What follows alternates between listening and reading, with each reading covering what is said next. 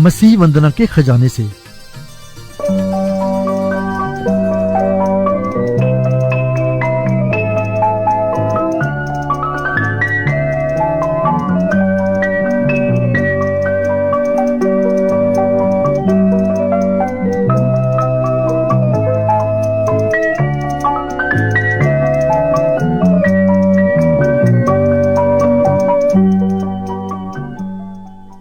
बाल सभा के सभी सुनने वालों को आंटी ऑलिव का नमस्कार। लीजिए, हम एक बार फिर हाजिर हैं आपके लिए कहानी लेकर। और हमें आशा ही नहीं परंतु पूरा विश्वास है कहानी को आप ध्यान से सुनेंगे और फिर उससे लाभ प्राप्त करेंगे। तो आइए फिर शुरू करें आज की कहानी। हमारी आज की कहानी का शीर्षक है मुजरिम अदालत में।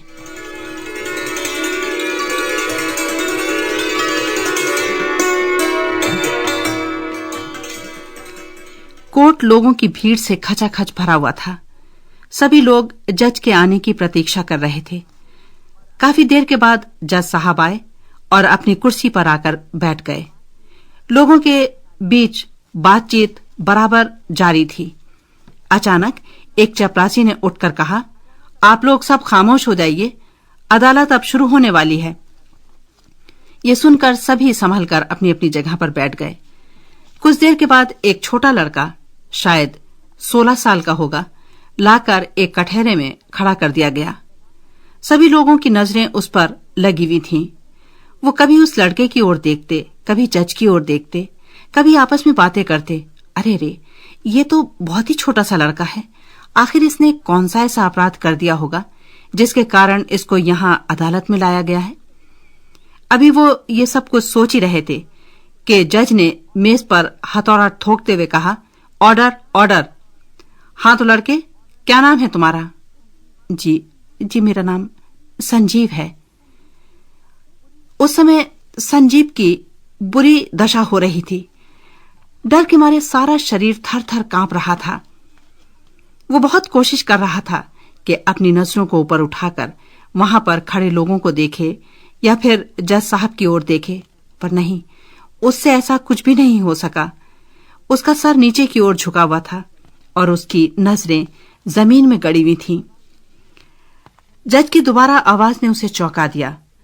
ऊंची आवाज में जज ने पूछा, क्या यहां कोई ऐसा है जो संजीव की ओर से केस को लड़ेगा? काफी देर रुकने के बाद आवाज आई, नहीं। ओह, तो इसका मतलब है कि इसकी ओर से कोई भी वकील नहीं है। चारों ओर नजर दौड़ाते हुए जज ने सामने बैठे एक वकील की ओर देखा और फिर कहा, ठीक है वकील साहब, मिस्टर राकेश, आप इस लड़के का केस अपने हाथ में ले लीजिए। राकेश ने सर झुकाकर जज की आज्ञा का पालन किया और फिर खड़े होकर कहा, मिलॉर्ड, इस केस को शुरू करने से पहले मुझे इजाजत दी जाए कि मैं कुछ देर के लिए मुजरिम को अलग ले जाकर उससे बातचीत कर सकूं और केस की गहराई को जान सकूं। जज ने कहा, ठीक है मिस्टर राकेश, आपकी बात को मंजूर किया जाता है। राकेश संजीव के पास गया और उसे अपने साथ आने का इशारा करते हुए बराबर वाले कमरे में ले गया। बेंच पर पास बैठने का इशारा किया। संजीव डर से बुरी तरह कांप रहा था। अपने मन में सोच रहा था, न मालूम अब क्या होगा, ये मुझे क्या सजा देगा। राकेश ने बड़े प्रेम से उसके गले में हाथ डालते हुए कहा, क्या तुम इस बात का इकरार करते हो कि तुमने जुर्म किया है? बाहें गले में पड़े देखकर वो उस प्रेम की ताब नहीं ला सका, क्योंकि इतने साल के बाद आज पहली बार किसी ने उससे इतने प्रेम से बात की हो। वो झूठ नहीं बोल सका, ना ही उसके मुंह से कुछ देर के लिए शब्द निकल सके। उसने सर हिलाकर अपने जुर्म का इकरार कर लिया। वकील राकेश ने उससे फिर बड़े प्यार से कहा, डरो नहीं संजीव, डरो नहीं। तुम अपने विषय में सब कुछ मुझे सही सही बता दो। देखो, कुछ मत छिपाना। संजीव ने बड़ी हिम्मत करके राकेश की आंखों की ओर देखा। एक क्षण के लिए वो सहम सा गया। उसकी आंखों में प्रेम और करुणा के आंसू झलक रहे थे। संजीव ऊपर से नीचे तक कांप सा गया। राकेश ने कहा, घबराओ नहीं, बोलो। हाँ हाँ बोलो।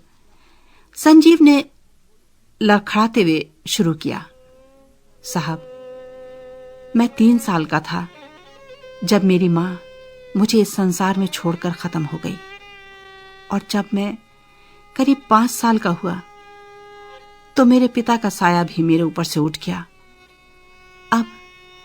अब मैं एकदम अकेला, अनाथ, दर बदर भटकने लगा। कोई भी मेरी देखरेख के लिए नहीं था।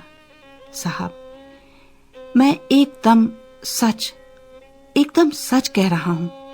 मैंने एक बहुत ही अच्छा जीवन जीने का प्रयास किया। मैंने काम करना चाहा, जगह जगह काम भी किया, पर नहीं सरकार, नहीं।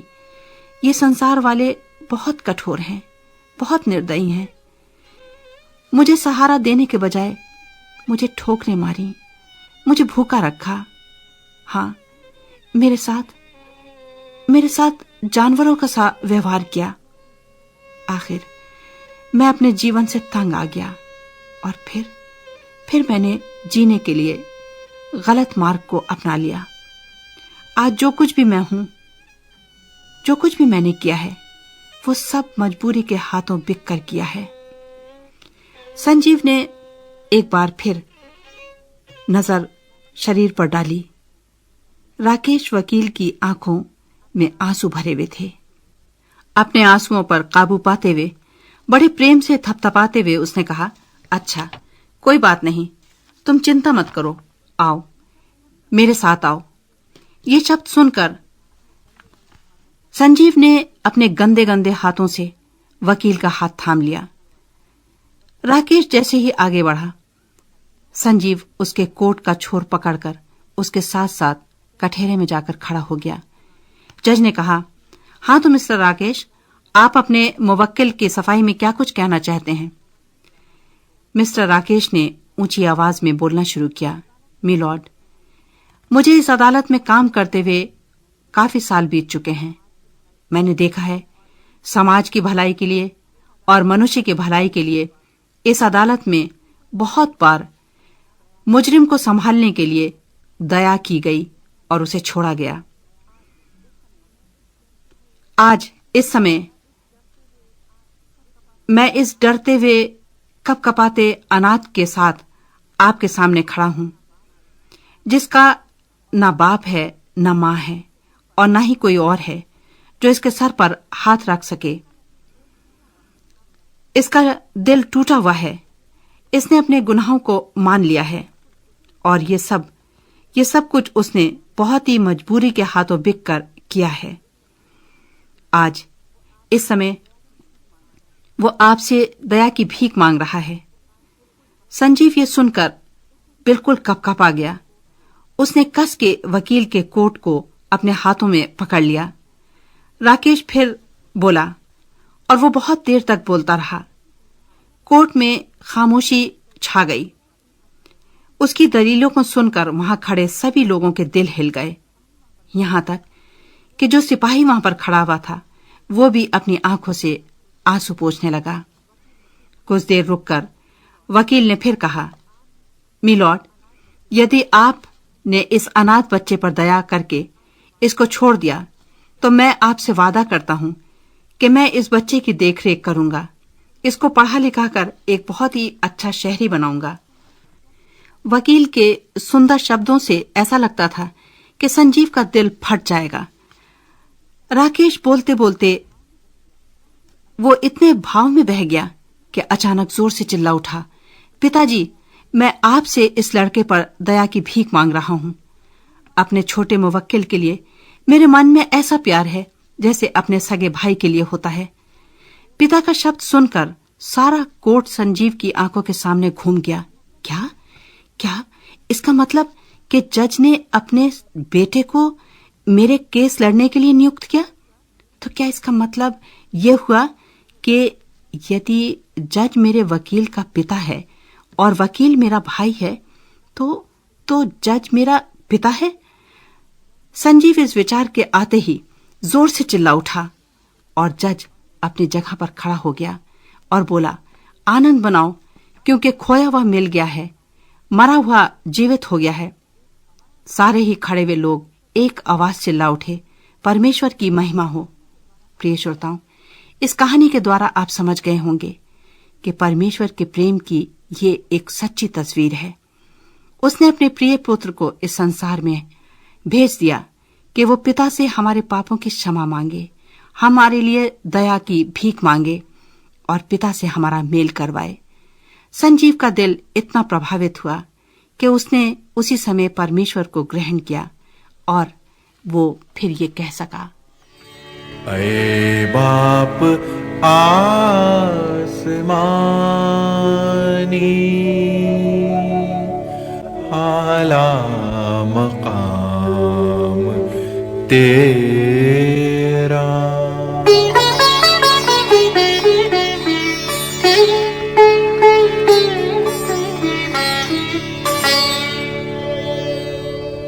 ऐ बाप आसमानी,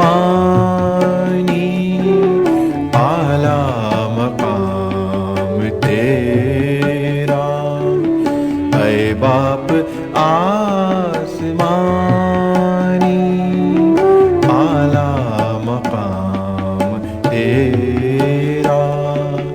है पाकीज़ात तेरी, हो पाक नाम तेरा। ऐ बाप आसमानी, आला मकाम तेरा।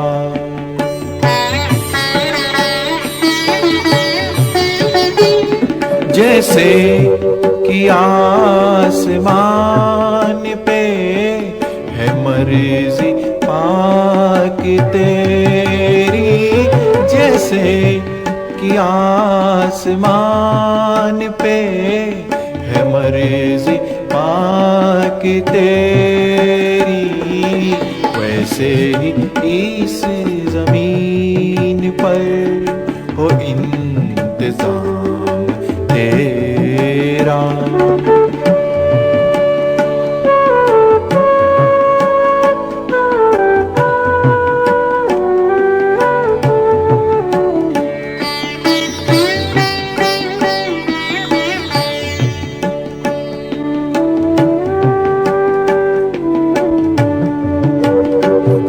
रोजाना की हमारी ग़िज़ा हमको करे अता,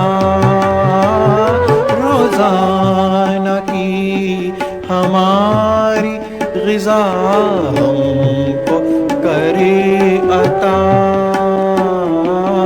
जारी रहे हमेशा ये फैज़ आम तेरा। हमारी आशा है मसीह वंदना के खजाने से प्राप्त इस कार्यक्रम से आप आशीषित हुए हैं। अधिक जानकारी के लिए आप हमें व्हाट्सएप मैसेज कर सकते हैं। हमारा फोन नंबर है 9319473370। हमारा ईमेल है info@masihvandana.org। इस कार्यक्रम से प्राप्त आशीषों के विषय भी आप हमें बताएं।